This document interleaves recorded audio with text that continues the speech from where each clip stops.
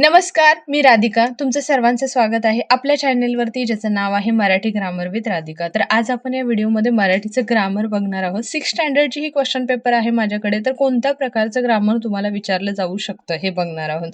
आता खाली आहे, खालील सूचनेनुसार उत्तरे लिहा. म्हणजे आपल्याला पूर्ण जे ग्रामर दिलेलं आहे त्याच्यामध्ये आपल्याला सूचना दिलेल्या आहेत, म्हणजे की कोणत्या ग्रामरचं काय करायचं आहे. सो पहिला क्वेश्चन आहे, खालील दिलेल्या वाक्यातील नाम ओळखून लिहा. आता हे 2 क्वेश्चन आहेत, त्याच्यामधलं आपल्याला नाम ओळखायचं आहे. तारा चमचम चमकत आहे. सो तारा काय असणार आहे, आपलं नाऊन असणार आहे. निशा खूप सुंदर दिसते. निशा मुलीचं नाव आहे आणि ती खूप सुंदर दिसते. सो ह्याच्यातलं नाम काय येणार आहे, निशा. ब आहे, खालील दिलेल्या वाक्यातील सर्वनाम ओळखून लिहा. आता सर्वनाम म्हणजेच काय, तर नामाच्या जागेवर जो दुसरा शब्द वापरला जातो त्याला काय म्हणतात, तर सर्वनाम म्हणजेच प्रोनाउन म्हणतात. आपण एकत्र बसून जेवू. आता इथे जर नाव आलं असतं म्हणजेच काय, तर निशा आणि अमर एकत्र बसून जेवणार आहे. सो निशा अमर हे काय झालं असतं, नाम झालं असतं. पण त्याच्या जागी काय आलंय, तर आपण. सो ह्याच्यामध्ये खूप सारी मुलं मुली येऊ शकतात. सो आपण हे काय आहे, आपलं सर्वनाम आहे. तुम्ही उद्या सकाळी झेंडा वंदनाला हजर राहा. तुम्ही नाव घेतलंय का, तर नाही, तुम्ही म्हटलेलं आहे. सो हे तुम्ही काय आहे, तर आपलं सर्वनाम आहे. त्यानंतर 3rd नंबर आहे, खालील दिलेल्या वाक्यातील विशेषण ओळखून लिहा.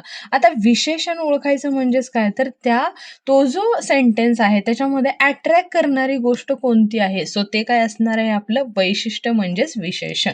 मसुरी सुंदर शहर आहे. मसुरी शहर तर आहे, पण त्याच्यामध्ये वैशिष्ट्य किंवा विशेष असं काय आहे, तर ते सुंदर आहे.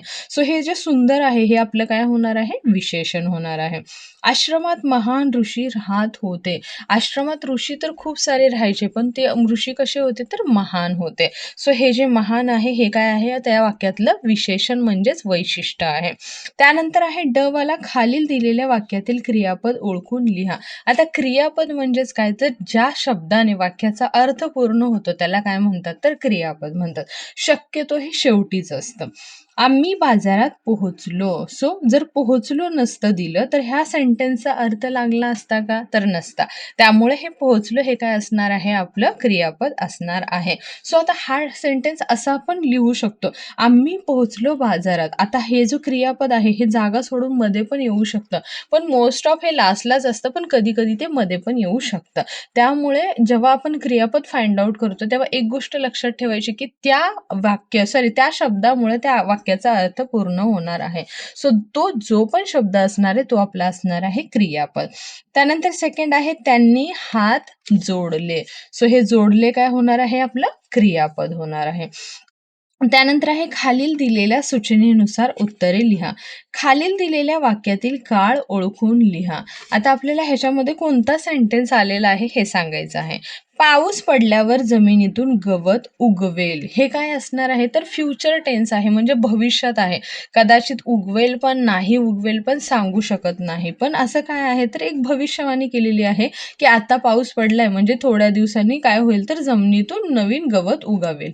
त्यानंतर सेकंड आहे, मुले बागेत खेळत आहेत. आहेत म्हणजेच काय, तर प्रेझेंट टेन्स, त्यांची जी क्रिया आहे ती चालू आहे, म्हणजेच काय आहे, हे वर्तमान काळ आहे. त्यानंतर आहे, खालील दिलेल्या शब्दांची लिंग बदलून लिहा. आता लिंग बदलणं म्हणजेच काय, तर जेंडर चेंज करायचं आहे. मुलगा असेल तर मुलगी होणार आहे, मुलगी असेल तर मुलगा होणार आहे.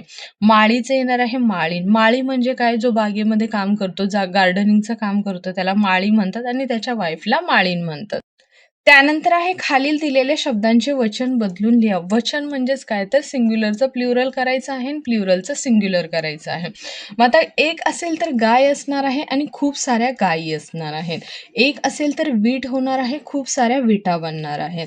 खालील दिलेल्या सूचनेनुसार उत्तरे लिहा. खालील दिलेल्या शब्दांचे जोड शब्द लिहा. जोड शब्द म्हणजेच काय, तर एका शब्दाला जो दुसरा शब्द जोडून येतो आणि हे आपण बऱ्याचदा हे शब्द आपण ऐकत आलेलं असतं.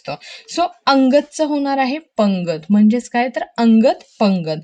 झाडे झुडपे हे काय आहे, तर म्हणजे हे म्हणजे एकमेकाला लागून आलेले शब्द किंवा जोड शब्द म्हणू शकतो.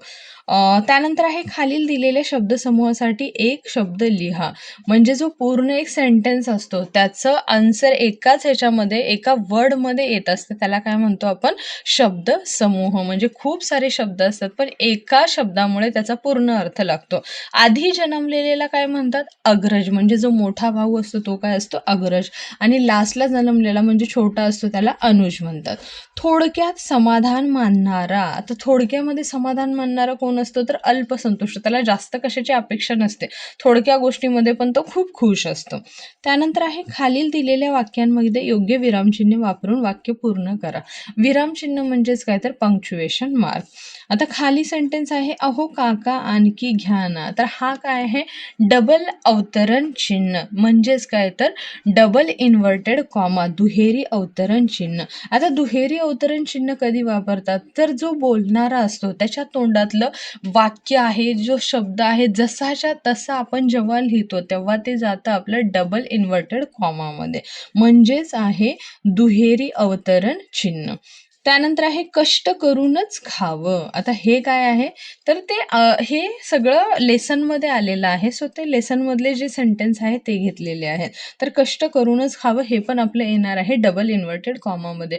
म्हणजे ते लेखिकेची आई तिला बोलत असते. सो हा एक सेंटेन्स लेसनमधूनच घेतलेला आहे. अशा प्रकारे तुम्हाला हे ग्रामर कंप्लीट करायचं आहे.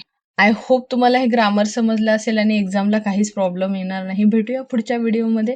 जर तुम्हाला माझे व्हिडिओज आवडत असतील तर चॅनेलला नक्की लाईक करा, शेअर करा आणि सबस्क्राईब करा.